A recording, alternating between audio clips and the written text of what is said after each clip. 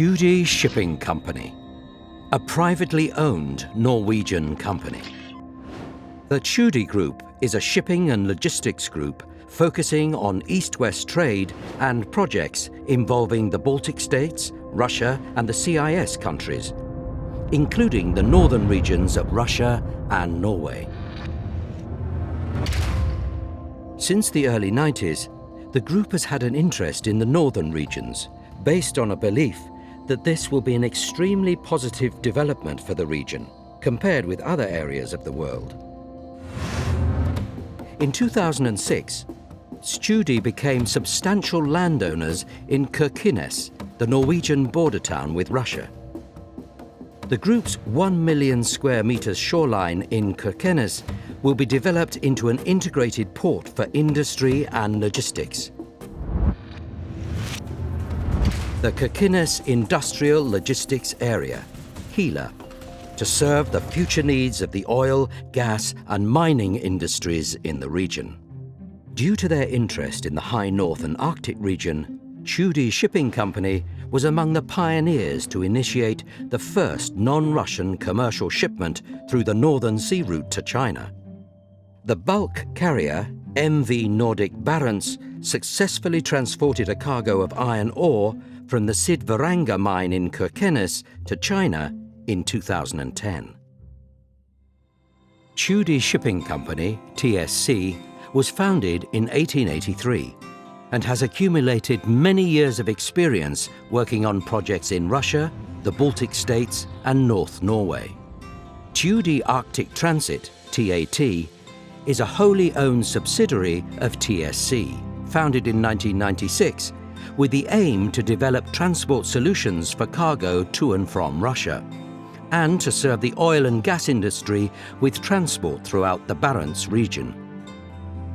The level of activity within the oil and gas sector is set to increase in the near future, and this will require an increase in the transport systems offered. Yet another exciting opportunity is the Northern Sea route, providing sailings through the Northeast Passage during the summer season.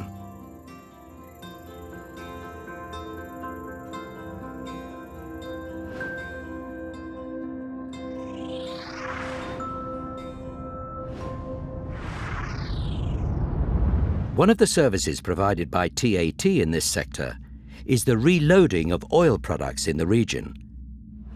And the company has acquired invaluable experience of such operations. One example of such an operation is when the Vladimir Tikhanov, Suezmax class with a total of 162,000 deadweight tons, sails into the North Cape waters in the autumn of 2011 to load 120,000 tons of gas condensate.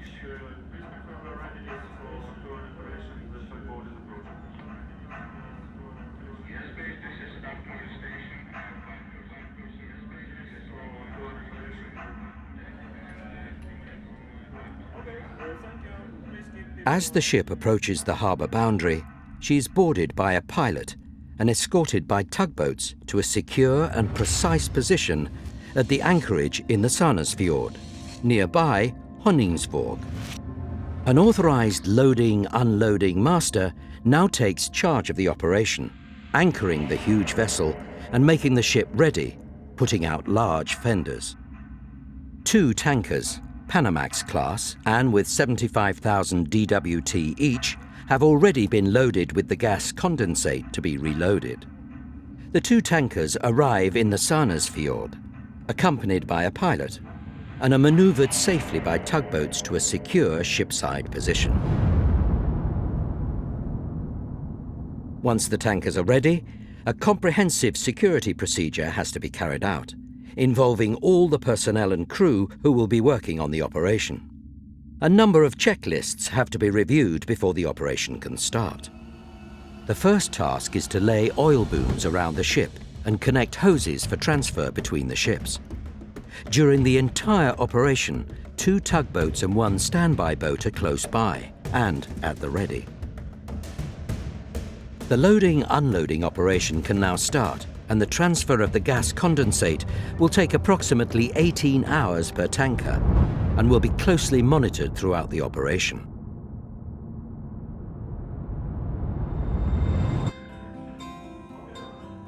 Once the operation is completed, the couplings are removed and the empty tankers haul up their anchors and sail out of the Sarnes fjord. Now the tankers have left the area, the oil booms and fenders have to be removed, and the Vladimir Tikhanov can sail out of the Sarnes fjord with its pilot on board. The operation is successful, and there are no unnecessary incidents. The ship is now ready to start its voyage through the northern sea route, carrying its cargo to Thailand as the largest ship ever to make this sailing. Tachudi Arctic Transit aims to further develop its transport solutions and the potential already present in this region. Keeping in mind the increased level of activity and the valuable experience we have gained, we are confident that our transport solutions will be a very attractive part of the developments to come into the high north.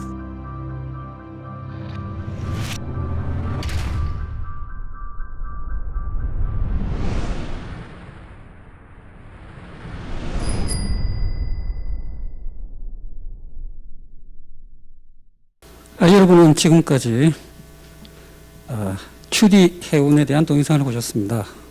추디 해운은 2010년 북극해 항로를 이용해서 처음으로 철강성 운송을 국제 통과 운송을 했고요. 최근에는 야말 LNG 아틱 7 운반선과 일반 LNG 운반선 간의 환적 서비스를 하는 등 북극해 항로와 관련된 많은 활동을 했습니다. 그래서 이번 제9회 북극항로 국제 세미나에서 기조연설을 추디 해운의 펠릭스 추디 회장님께서 해주시겠습니다. 발표 주제가 선사 입장에서 본 북극항로의 과거, 현재와 미래입니다. 보시죠. 먼저 홍 교수님과 영산대학교 북극물리연구소 여러분들께 초청해 주신 데 진심으로 감사의 말씀을 드립니다. 오늘 저는 북극항로 운항 10년 운항 지속을 위한 당면 과제에 대해서 말씀드리도록 하겠습니다. 추디 그룹은 해운 물류 해양산업 솔루션 제공 기업입니다. 특별히 동서 화물 흐름에 주력하고 있는데요. 발틱해와 러시아 CIS 국가를 아우르고 있으며 북극 물류와 인프라를 포함해서 다양한 서비스를 제공하고 있습니다. 이를 위해서 저희가 추디 그룹의 역량을 적극적으로 활용하고 있습니다. 추디 그룹은 북극에서 다양한 활동을 펼치고 있습니다. 심해 활동뿐만 아니라 조업들 그리고 원유 유출 방지 및 양식업을 지원하는 선박을 운영하고 있을 뿐만 아니라 벌크 터미널을 운영하고 있고 철강성 광산 및 추디의 벌크 터미널을 운영을 하고 있습니다. 뿐만 아니라 저희가 국경 간의 물류 서비스도 제공을 하고 있습니다. 콜라반도와 북노르웨이는 연중 해빙이 없는 북극 지역으로 움푹 들어간 형태를 형성하고 있습니다. 자연적인 지역 물류 플랫폼이라고 할 수 있는데요. 저희가 킬케네스를 주요 기지로 삼고 있는 이유는 연중에 얼음이 없고 러시아와 가까운 위치를 점유하고 있기 때문입니다. 중국으로의 통항에 대한 지식은 사실 16세기부터 축적이 됐다고 할 수 있습니다. 하지만 상업적인 활용은 18세기부터 시작이 됐습니다. 제가 영웅처럼 생각을 하는 두 위인 위긴스 선장과 요나드 리드 이 두 분께서 카라 항로를 러시아 파트너들과 함께 개척하기 시작했습니다. 1874년부터 1918년까지 항로를 개척하게 됐고 그리고 시베리아 증기선 기업이 러시아 혁명이 일어난 시점까지 계속해서 이 항로를 통해서 물류를 수송했습니다. 2010년 9월 추디 해운이 북극 항로를 경유하여 킬케네스에 있는 스드바랑제 철광석 광산에서 중국 리안융강으로 철광석 정광을 수송했습니다. 최초로 비러시아 선박이 비러시아 화물을 비러시아 항만간의 북극 항로를 경유해서 수송함으로써 모두에게 북극 항로가 열려있는 국제무역 항로임을 입증하게 된 것입니다. 추디 그룹은 북극 항로를 통한 세드바랑저 광산발 수송을 재개하려 합니다. 북극 항로는 불리한 운임을 이점으로 전환할 수 있는 다양한 요소를 가지고 있습니다. 시간과 에너지, 연료, 그리고 대기오염 물질 측면에서 상당한 절감 효과를 향유할 수가 있습니다. 가장 중요한 부분은요. 다양한 선박들이 성공적으로 북극 항로를 실제 활용함으로써 이것이 다양한 화물에 있어서 타당한 항로임을 입증했다는 것입니다. 10년 이상 북극 항로에서 운항을 하게 되면서 추리 해운에서는 향후 발전을 도모하기 위해 무엇이 필요한지를 고민하고 있습니다. 특수목적 선박을 이용한 북극 프로젝트용 목적지 해운이 중기적으로는 지배적이 될 텐데요. 이런 선박들을 단거리에 활용함으로써 환적 인프라 확보가 필요하다는 것을 다시 한번 확인할 수가 있습니다. 이를 위해서 남북 항로도 반드시 확보가 되어야 될 것 같고요. 사실 이 분야에 있어서 선발 주자로서 저희는 2000년대 중반부터 다양한 활동을 지켜볼 수가 있었는데요. 2000년대 중반에 노릴리스크 니켈이 총 중량 14,500톤의 쇠빙 다목적 컨테이너선 5척을 건조해서 무르만스크 운송 허브로 삼아서 두진칸까지 수송을 했고요.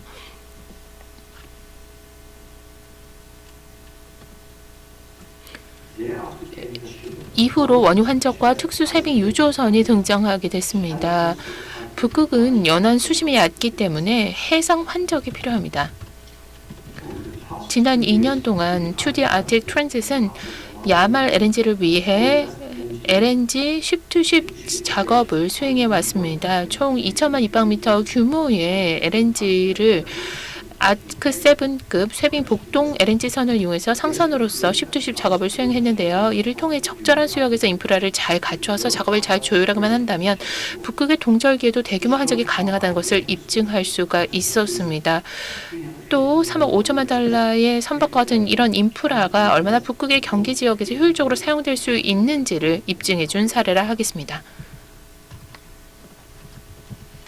야말 LNG는 현재까지 북극 항로의 가장 중요한 동력이 되고 있습니다. 2023년부터 상설 부유식 저장 시설을 동서쪽에서 사용하게 될 예정이고요. 현재는 임시 사이트를 무르만스크 킬런섬에서 테스트하고 있습니다. 향후에는 상설 부유식 저장시설과 육상 저장시설을 갖추면서 석탄과 광물, 천연가스, 원유 등의 북극의 다른 자원 개발을 지원하게 될 것입니다.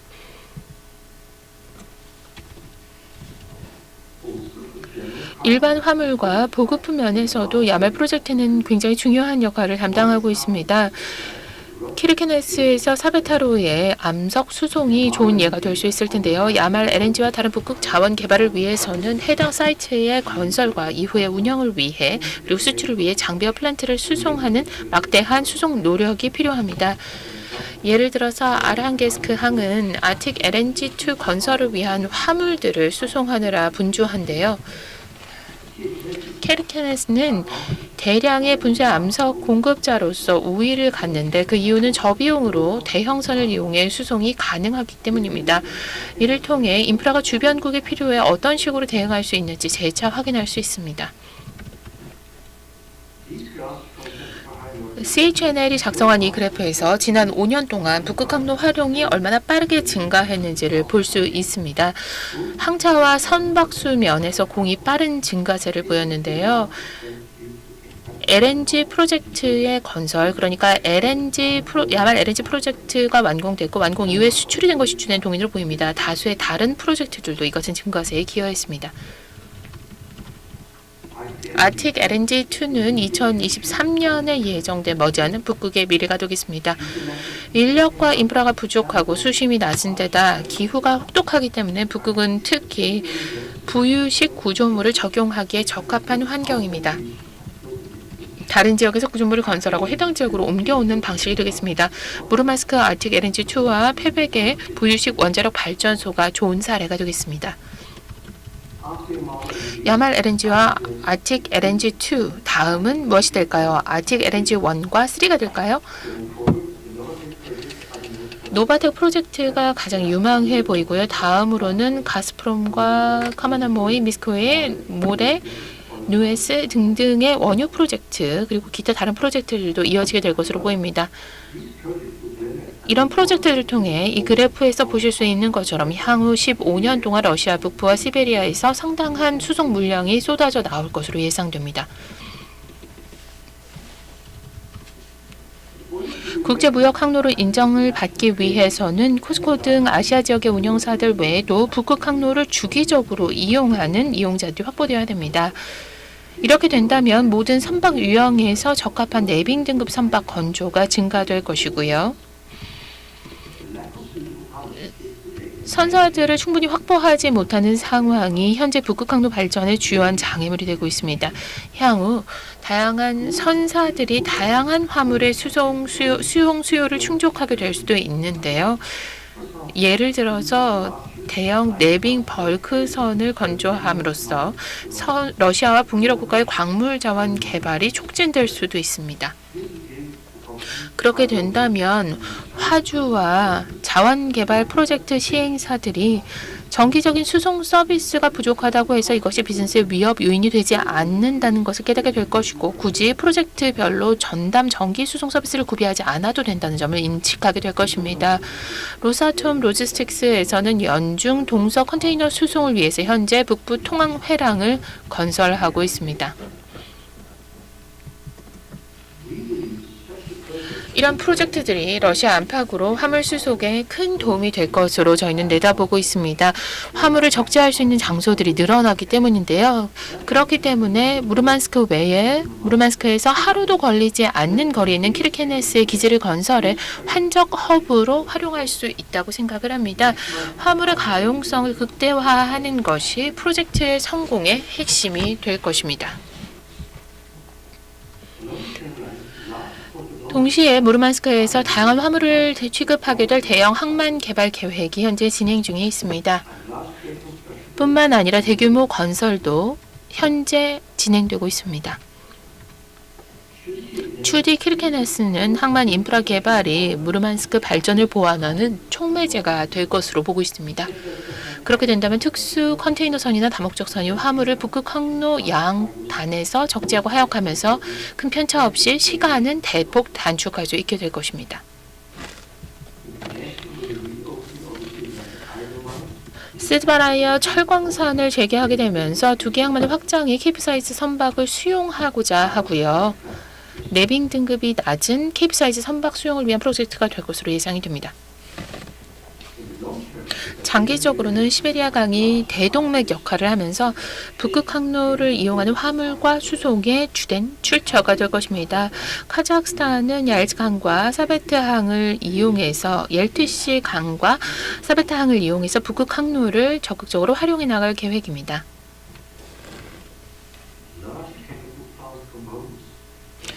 현대중공업의 대형 화학단지 컴포넌트가 키르케네스에서 환적을 해서 시베리아 토볼스크까지 수송을 하게 됐는데요. 이런 사례에서도 하천을 이용해 장비 설비 수입이나 상품 수출에 하천과 이 북극 항로를 이용하는 것이 적합하다는 것을 알 수 있습니다. 북극 항로의 잠재력을 전폭적으로 활용하기 위해서는 대규모 인프라 투자가 필요합니다. 중국의 1대1로 정책이 이런 측면에서 이익을 담당할 수 있겠는데요.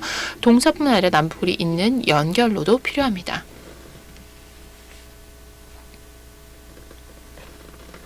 북극에는 광물과 금속, 가스가 풍부하고 풍력과 수력 등 재생에너지 잠재력도 막대합니다. 수소 생산력도 어마어마한데요. 이런 요소들을 결합함으로써 북극이 친환경 산업 프로세싱 플랫폼으로 거듭날 수 있습니다.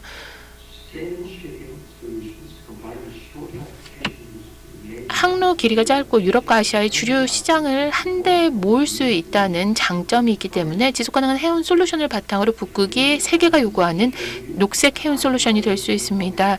제가 관련해서 녹색 에너지와 대규모 광물 자원 매장량을 통해서 지속가능한 기업 기회 혹은 사업 기회가 북극에 상존한다라는 글을 썼는데, 원하시면 영산대학교를 통해서 이 글을 확인해 보실 수가 있습니다.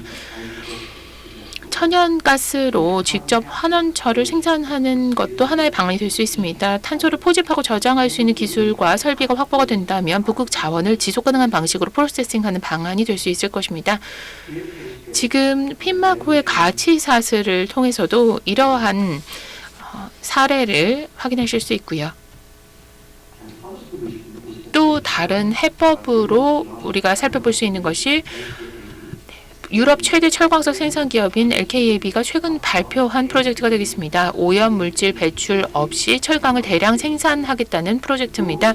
2026년까지 화석 연료를 전혀 사용하지 않고 점결탄 대신 수소를 용광로의 원료로 활용해서 철강을 세계 최초로 생산하겠다는 것인데요.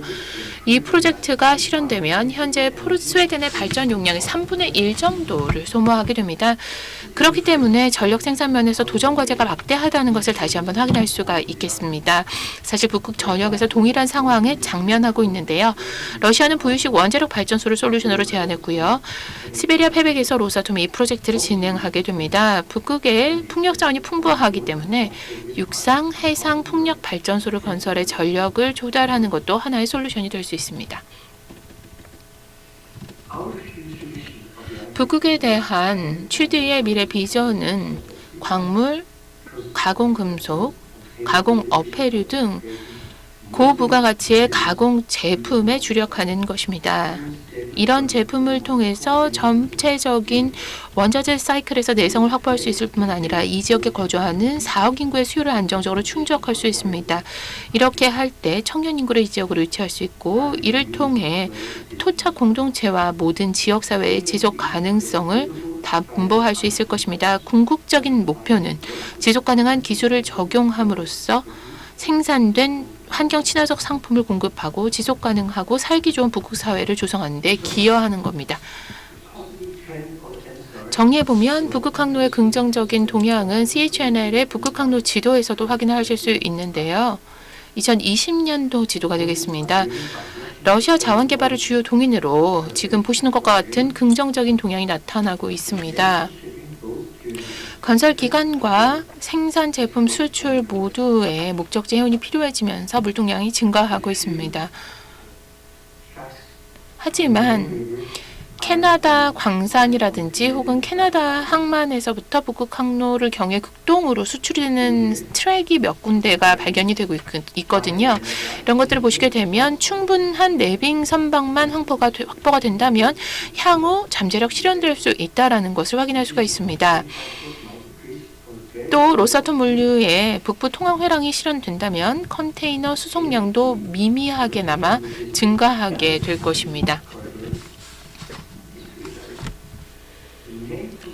북극 항로의 지속적 성장을 위한 필수 조건은 먼저 지속적인 자원 개발입니다. 해운이 지속적으로 발전하기 위한 기초는 바로 화물의 증가입니다. 둘째, 항만, 발전, 쇄빙 등 인프라 건설입니다. 세 번째, 내빙 등급 선박의 확보입니다. 북극 항로의 진정한 발전을 위해서는 북극 항로에 대한 관심이 진정으로 높아지기 위해서는 혹한기의 운항이 가능한 내빙 등급 선박이 충분히 확보가 되어야 됩니다. 러시아에서 현재 적용하고 있는 다양한 규제 조치들은 러시아 국적선과 러시아 화물에 대한 특혜를 제공하는 식으로 해석이 되고 있습니다. 장기적으로는 북극 항로 발전에 이것이 치명적인 악영향을 미칠 수가 있습니다. 많은 선박이 북극 항로를 활용해서 운임 경쟁력을 확보하기 위해서는 화주들이 북극 항로를 정기 항로로 선택할 수 있는 여건이 마련돼야 됩니다. 이를 위해서는 러시아 북극항에서 출발하는 화물을 비러시아 선사와 선박들에게도 개방해야 합니다. 그렇게 하지 않는다면 장기 계약을 하지 않고 선박을 섭외할 수 있는 수준으로 화물 기반이 성장할 수가 없을 것입니다. 북극 항로에 대한 관심을 높이고 안정적인 성장을 담보하기 위해서는 고 내빙 등급 선박 확보가 선결 조건이기 때문에 지금 말씀드린 것과 같은 현 상황은 제약으로 작용할 수가 있습니다. 북극 항로의 성공을 위해서는 북극 항로의 잠재력에 대한 인식을 제고해야 합니다. 북극 항로는 언론과 선사 화주들의 관심이 그렇게 집중된 항로는 분명 아닙니다. 목적지 해운보다는 국제 통항에 적합하다는 인식도 팽배합니다. 이런 면에서 북극 항로가 러시아 전용 항로라는 인상을 남기게 될 경우 상업 항로로서의 잠재력이 크게 훼손될 수가 있습니다. 가트너의 전 에너지 에디터가 쇼핑 위클리의 최근 기고한 글에서 지적한 바와 같이 이러한 관행은 북극 항로에 대한 부정적인 인식을 강화하고 관심도를 떨어뜨릴 수밖에 없습니다. 북극의 경제 활동에 대해서는 알려진 바가 잘 없습니다. 하지만 북극 수송 활동에 대해서는 알려진 바가 더 없습니다. 만약 러시아만의 항로라는 인식이 생기게 된다면 안 그래도 정보가 적은 상황에서 기업들이 북극 항로를 절대 사용하지 않겠다는 결정을 내리게 될 수도 있습니다.